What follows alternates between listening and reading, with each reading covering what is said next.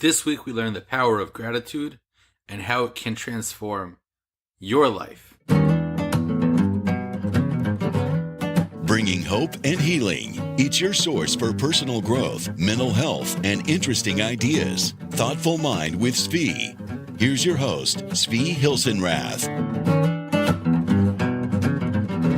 And welcome to Thoughtful Mind with Tzvi. I'm very excited about this week's episode. We're going to talk about one of my favorite things in the world. It's something that has transformed my life. I use it pretty much every single day. I hope it can help you out the same way it's helped out me. We're going to be talking about gratitude. First, we're going to talk about what gratitude is. We're going to talk about developing an attitude of gratitude, how to practice gratitude in our everyday life, and we're going to talk about why gratitude works. Get behind the screen a little bit. Okay, let's start off with the dictionary definition of gratitude. According to the dictionary, gratitude is the quality or feeling of being grateful or thankful. And this talks about two things. It talks about the feeling of gratitude. Somebody does something nice for me and I'm grateful to them. Or it talks about the quality, about having gratitude as part of who I am. But I want to add another piece to it. This is the most important piece, the way I see it. And that is taking actions of gratitude. Sure, so if somebody does something nice for me, I'm going to go ahead and feel gratitude. I'm going to be grateful, thank you. Sometimes that comes too naturally, just automatic. I go to the store, the cashier, I pay, they give me my change, or they give me my stuff. I walk out, I say thank you, they say thank you. I'm not thinking about it. That's a very shallow level of gratitude. I've walked away already, I've forgotten about it. What I'm talking about is actively pursuing gratitude, going out and finding things to be grateful for in my everyday life. The point here is that gratitude is a way to connect to the positivity in the universe, to live outside of my own head and tap into the greater good in my life. And that can sound kind of high-minded or pie in the sky, but I'm talking about something very practical because it's very easy to get lost in our own thoughts. It's very easy to only focus on the negative, only focus on what's going on in my life that's wrong. It's much more difficult, but it's much more satisfying, much more healthy. It's much more constructive to focus on what's good in my life. What's happening in my life that is awesome, that is benefiting me, and how am I benefiting myself? Not just outside stuff. I'm grateful for myself too. That's a shift away from the natural focus on negativity that our thoughts can go to when left alone. Gratitude is very effective in addressing depression and anxiety for specifically this reason. Because when I'm focusing on depression and anxiety, all I'm focusing on is what's wrong in the past, depression, or what might go wrong in the future, anxiety. When I'm focused on gratitude, I'm looking at not only what has happened in my past, whether it's the past few seconds, the past few minutes, the past few hours, the past few years. I'm also beginning to see what might be awesome, what might be amazing in the future, whether that future is in a few seconds from now, in a few minutes, hours, days, weeks. I begin to see what's possible in the world. Now, I do want to clarify, when I talk about gratitude, I'm not just talking about my thoughts, because it's easy to it's easier, and as we'll be talking about again and again, what's easier or what's easiest is usually the least effective. It's easy for me to think, thank you this, thank you that, that's pretty awesome, that's pretty amazing, but thinking is not an action. So when I talk about gratitude, I'm talking about an action. I'm talking about writing it down with a pen and a piece of paper, or speaking it out loud, even if you're alone, just sharing it with the world through your voice, or sharing it with somebody else. And we're going to get more into that later, how to share it or how to write it down. But I do want to clarify now, I'm talking about action. Gratitude as an action leading to gratitude as an attitude. Something that becomes ingrained in who I am. Now, what effect does gratitude have on us? And why is it beneficial? What does it accomplish? First of all, as I mentioned before, it begins to change our attitude away from focusing on the negative and toward focusing on the positive in our lives. This makes us happier because instead of focusing on what we don't have, what's lacking in our lives, instead of focusing on what's going wrong, we're focusing on what we do have. We're focusing on what's going right in our lives. Something like depression or anxiety or anger, these things try to make us think in black and white thinking. It's either all good or all bad. And since there's some bad, therefore it must all be bad. I'm sure we've all had that experience. I know I have. Of just looking at my life and not seeing any good because something's wrong. And that's not to take away from the fact that there are things that are wrong in our lives. Into every life, rain will fall. So I could see everything as bleak. But as soon as I start to see cracks in that, the reason gratitude works is it starts to crack up that all or nothing thinking. It says, well, this thing's good. Well, if this one thing is good, maybe there's other good things. And it begins to shift our focus away from the all or nothing thinking and break the hold that depression, anxiety, anger, these things might have on us.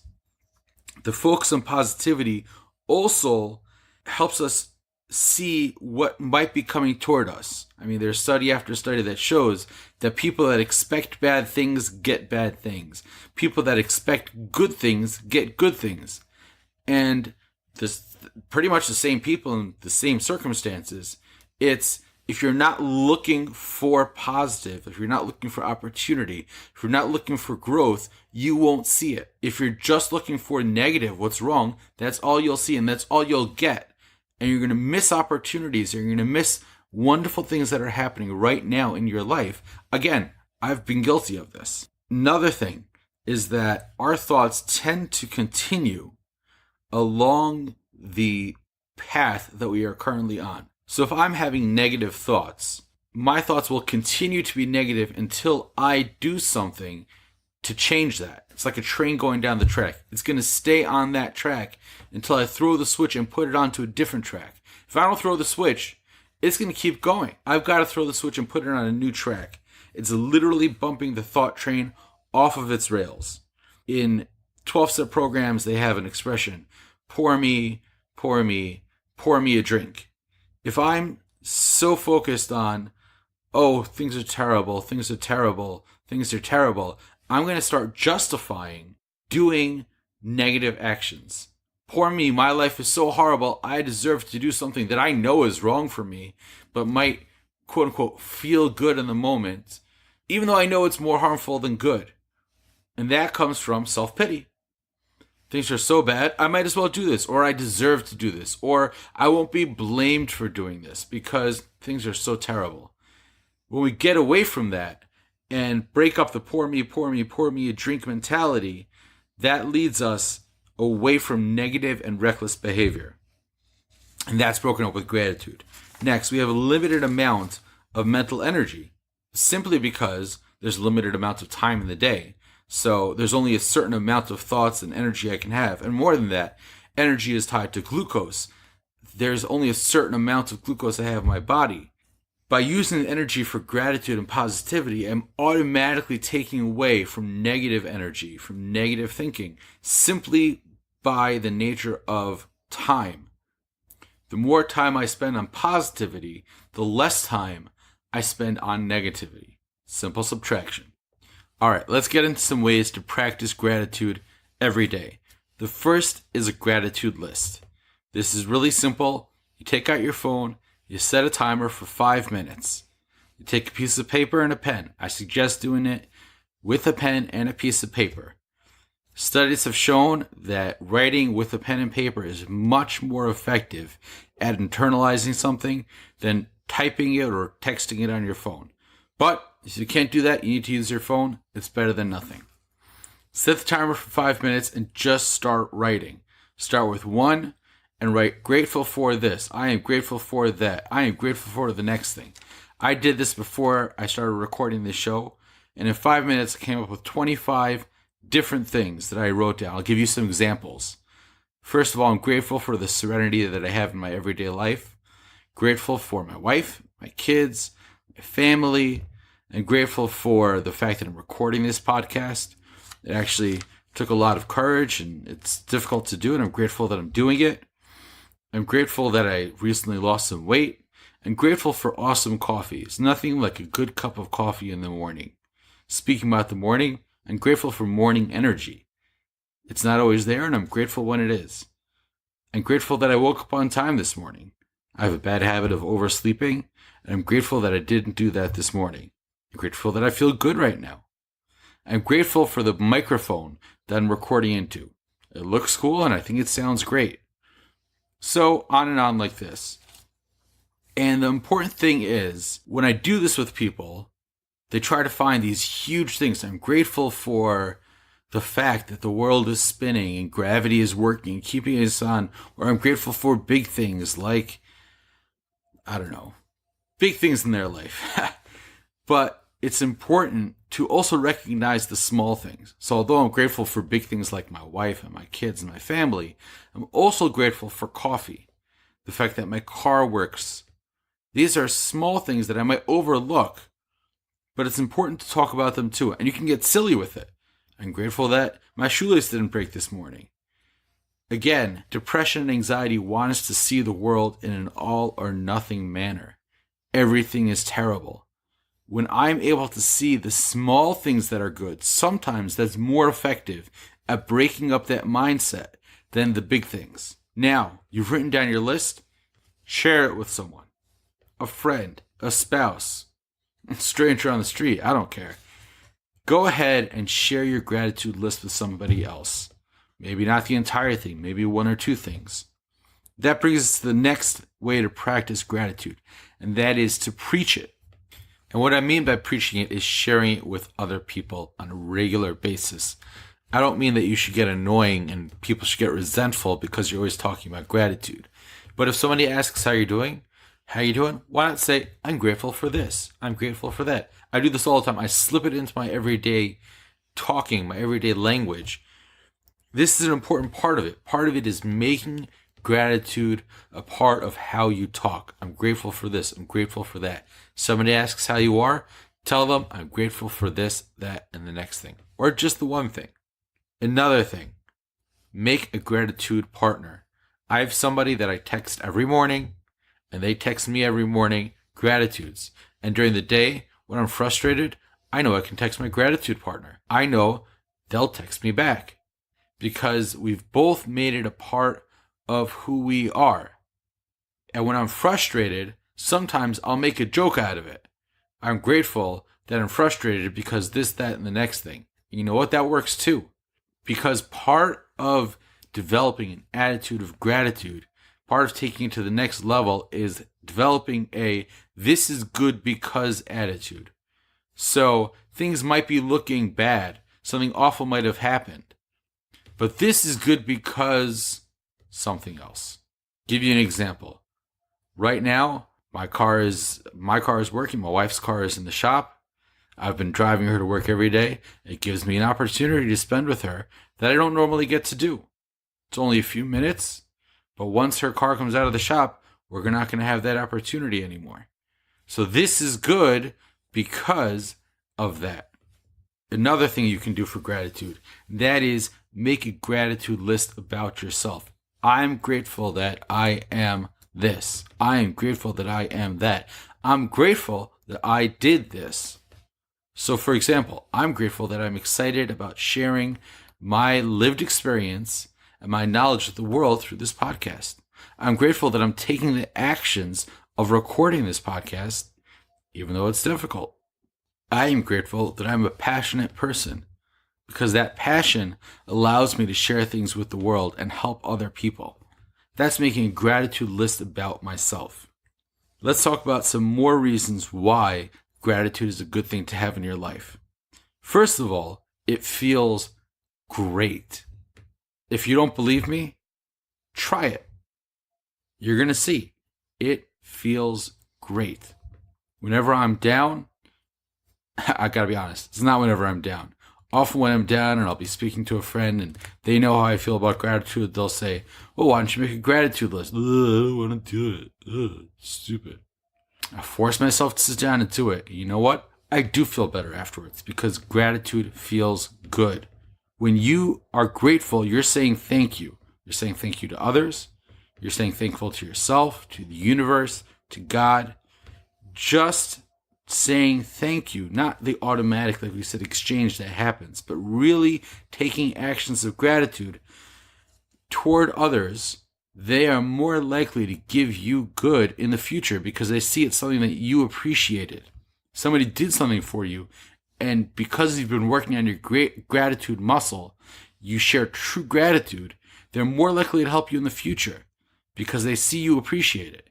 And you're more likely to help yourself in the future because you see that you appreciate your own efforts. Don't underestimate that last bit. Now, gratitude is a muscle. And like any muscle, if it's not used, it atrophies. You have to use it on a consistent basis. Exercise it. And the more you do so, the stronger it will become and the more natural it will become to use. Over time, when gratitude is repeated day after day, slowly it will become part of your worldview. It'll change the way you think. It'll loosen the hold, the stranglehold that depression or anxiety or anger might have over you, and begin to shift you toward a positive, growth-oriented outlook. And finally, and this is something that's very important, when you practice gratitude, you bring positivity to the world. And the nature of the world is whatever you put into it is what you get out of it.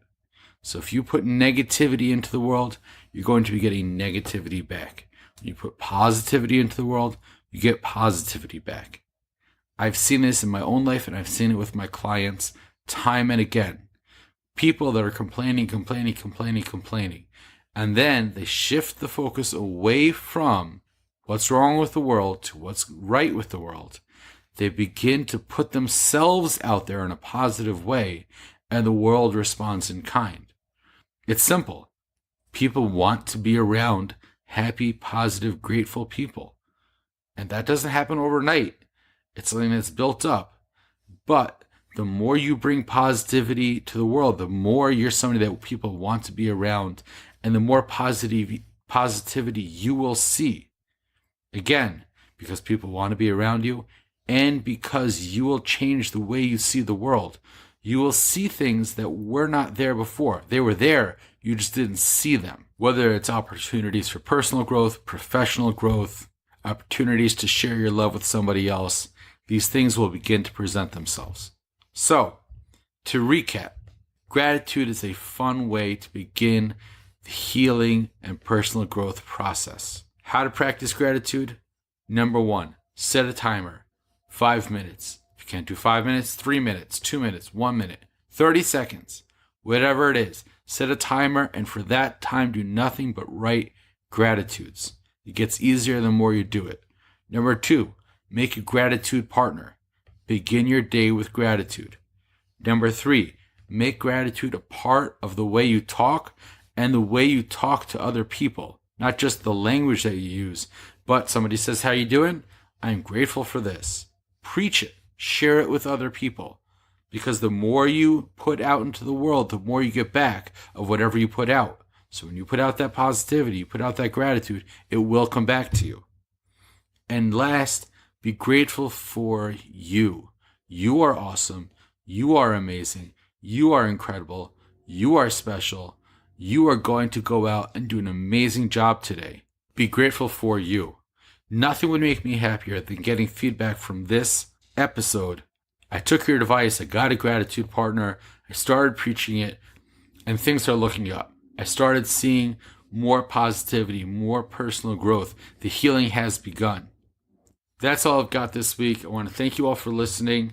I want to hear from you. You can go to my website, thoughtfulmindpodcast.com. There's ways to contact us there. Send us an email, leave us a voicemail. If you can, leave us a 5-star review on iTunes Store. That makes a big difference to us. We really appreciate it. We want to get this message out there. We want the message of positivity, personal growth, good mental health. We want it out there in the world. When you leave a 5-star review, you bump us up in the ratings. More people see the podcast. The more people see it, hopefully, the more people will listen, and the more people can gain from it. please share this with your friends. You don't necessarily have to share the podcast, although I'd appreciate it, but share the gratitude message. I want to thank Isaiah Rappaport for the awesome music. I will see you all next week. Go out, believe in yourself.